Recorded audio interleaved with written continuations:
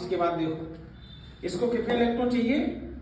4, अतिरिक्त 4 चाहिए। लेकिन कार्बन के साथ दिक्कत यह है कि कार्बन के एटम का जो साइज है ये बहुत छोटा है, इसका एटम का साइज बहुत छोटा है, और बहुत छोटा होने का मतलब क्या होगा?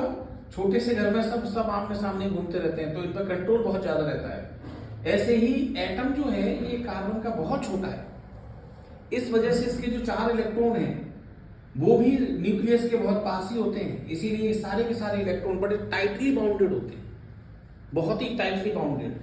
तो ये अपने 4 इलेक्ट्रॉन इतनी आसानी से नहीं छोड़ सकता जब तक कि बाहर से कोई बहुत बड़ी एनर्जी इसको ना मिले। अब बाहर से इतनी एनर्जी कहां से आएगी? तो इस वजह से ये कार्बन कभी अपने 4 इलेक्ट्रॉन जो बाहर वाले हैं इनको कभी डोनेट नहीं कर पाता, क्योंकि इसके लिए बहुत ज्यादा एनर्जी चाहिए। और अगर ये किसी के 4 इलेक्ट्रॉन ले ले तो उसके लिए भी बहुत एनर्जी चाहिए।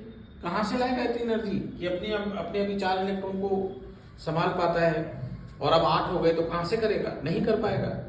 इसीलिए कार्बन क्या करता है कि कार्बन कहता है कि भाई मेरे पास 4 इलेक्ट्रॉन है मेरे, तो मैं अपने 4 इलेक्ट्रॉन ये रख लेता हूं। दूसरा कार्बन है, उसके भी 4 इलेक्ट्रॉन है आउटर मोस्ट ऑर्बिट के, तो उनको भी उसने यहां रख लिया। अब है क्या कि इसके 4 तो हैं ही, इसमें कितने इलेक्ट्रॉन हैं? आउटर मोस्ट ऑर्बिट में 6 थे ना, तो 2 और 4 का पेयर बना।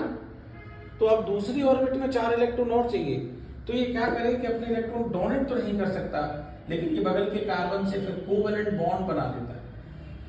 कोवेलेंट बॉन्ड का मतलब होता है कि बीच में रख के एक तरह से साझेदारी कर लो कि जरूरत पड़ने पर ये भी अपनी 8 दिखाएगा और वो भी अपनी 8 दिखाएगा।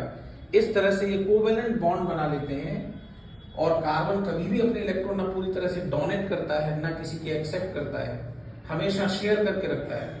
तो शेयरिंग से जो बॉन्डिंग होती है उसे कोवेलेंट बॉन्ड कहते हैं।